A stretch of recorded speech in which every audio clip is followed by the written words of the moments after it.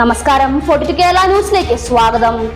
പശ്ചിമേഷ്യയിൽ യുദ്ധം തുടർന്നുകൊണ്ടിരിക്കുന്ന അതിഭീകരമായ സാഹചര്യമാണ് നമ്മൾ ഓരോരുത്തരും കണ്ടുവരുന്നത്. സ്ഫോടനങ്ങളും മിസൈൽ ആക്രമണങ്ങളും പേജർ അറ്റാക്കുമെല്ലാം തകർത്തത് ഒരു പറ്റം ആൾക്കാരുടെ ജീവനുകളാണ്. ഇസ്രായേൽ നരഹത്യ തുടർന്നുകൊണ്ടിരിക്കുമ്പോഴും നെതന്യാഹു ഒരു സൈഡിൽ ഗൂഢതന്ത്രങ്ങൾ മെനഞ്ഞുകൊണ്ടിരിക്കുകയാണ്. നമുക്കറിയാം, ഇസ്രായേൽ ആക്രമണത്തിൽ മരണപ്പെടുന്നവരുടെ എണ്ണം കണക്കുകളിലും കൂടുതലാണെന്നത്. ഗാസയിലും ലെബനാനിലും കടുത്ത രീതിയിലുള്ള ആക്രമണങ്ങളാണ് നെതന്യാഹു ഭരണകൂടം ചെയ്തുകൊണ്ടിരിക്കുന്നത്. സ്ത്രീകളെന്നോ കുട്ടികളെന്നോ ഇല്ലാത്ത കണ്ണും പൂട്ടി ഓരോരുത്തരെയും ചുട്ടരിക്കുന്ന വാർത്തകളാണ് പുറത്തു വന്നുകൊണ്ടിരിക്കുന്നതും. ഇസ്രായേൽ ഗാസയിലും ലെബനാനിലും ആക്രമണം കടുപ്പിച്ചപ്പോൾ നെതന്യാഹു സ്വപ്നത്തിൽ പോലും വിചാരിക്കാത്ത രീതിയിൽ വമ്പൻ പ്രത്യാക്രമണം കടുപ്പിച്ച് ഹിസ്ബുള്ള രംഗത്തെത്തിയിട്ടുണ്ട്. ഗാസയെയും ലെബനാനെയും എങ്ങനെയാണോ ഇസ്രായേൽ നശിപ്പിച്ചത്, അതേ ആഘാതത്തിൽ ഇസ്രായേലിനിട്ട് വമ്പൻ താങ്ങിയിരിക്കുകയാണ് ഹിസ്ബുള്ള. കഴിഞ്ഞ മണിക്കൂറുകളിൽ ഹൈഫയിൽ ഹിസ്ബുള്ളയുടെ മിസൈലുകൾ എത്തിയെന്ന ഞെട്ടിപ്പിക്കുന്ന വാർത്തകളാണ് മാധ്യമങ്ങൾ പുറത്തുവിട്ടിട്ടുള്ളത്.